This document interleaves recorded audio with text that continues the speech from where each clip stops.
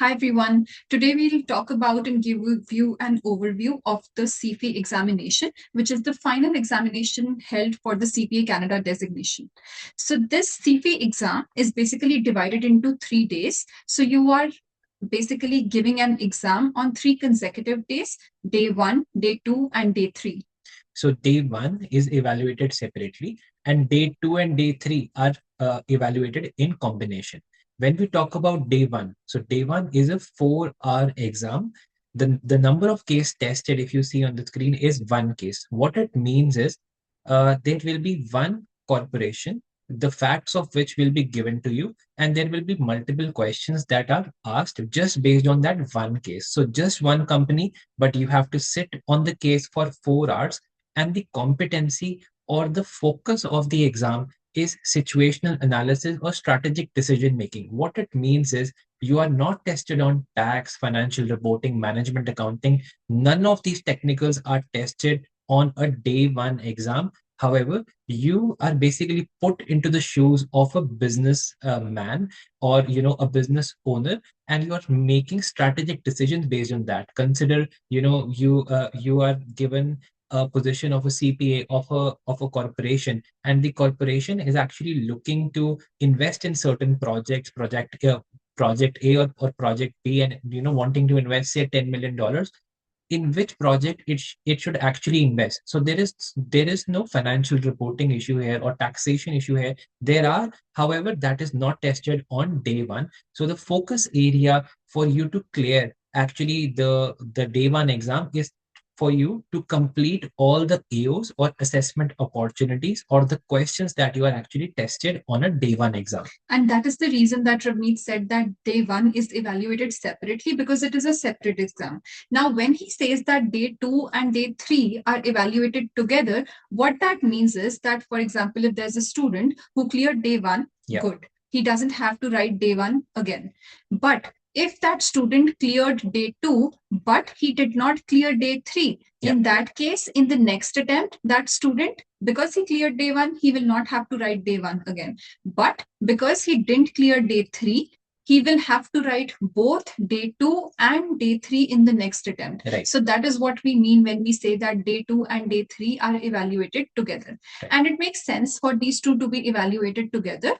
The reason is that day 2 is again a 5-hour case. And note, these cases are at a stretch. You do not get any break in between these cases. So these are straight 5-hour cases. Right. In day 2, it is one case. Similar to day 1, just one case. So you can assume that if it is a 5-hour case and it is only one case, it is a very long case. It's like a 30-40 pager case in itself that you have to attempt. Now, what all is tested in this exam? This is very different to day 1, because day 1 was a strategic exam. Yeah. Day 2 and day 3 are all about technicals. Yeah. But in day 2, the focus is on your elective role. So when you are actually registering for your examination, or as a student, you have to choose an elective role for day 2. There are 4 elective role options available: assurance, performance management, taxation, and finance. So you choose any one elective out of these 4, and that elective is tested for depth on day 2, Yeah. along with financial reporting and management accounting. So these 3 competencies are tested on day 2.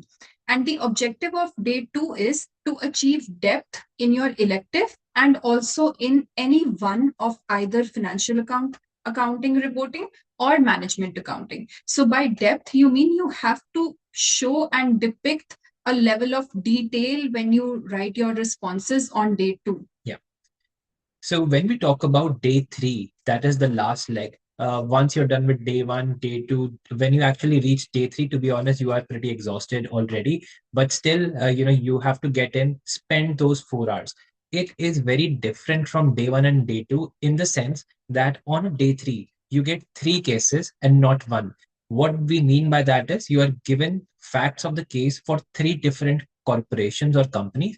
So those 240 minutes are staggered in a way that maybe the first one is a 90-minute case, the second is an 80, and then you have a 70. So, in total, all the 3 cases will accumulate to 240 minutes. So that is what you are tested on. Your focus on day 3 is to attempt all the six competencies. By way of six competencies, we mean the subjects which are actually tested on CFE. So, which is tax, finance, tax, finance, assurance, and financial reporting.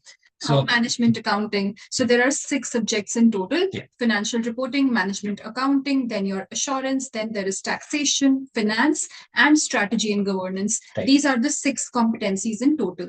And the focus for your day three is breadth, achieving breadth. And what we mean by that is, as we mentioned, that you are tested on six different competencies on a day three.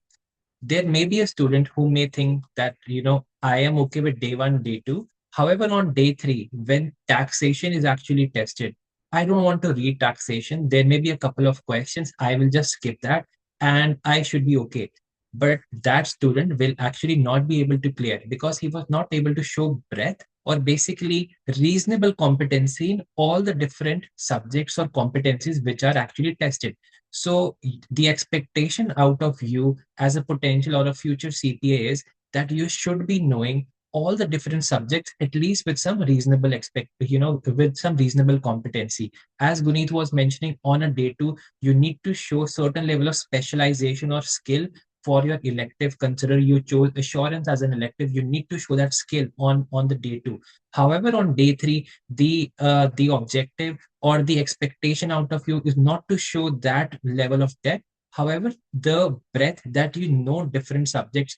Consider you are put in a situation as a CPA that you need to analyze whether to invest in a capital project or not. So you should be knowing the finance implication. You should know the taxation implication. You should know whether, under financial reporting as well, whether to recognize the asset or not. Things like that. So do you know all the different competencies or not?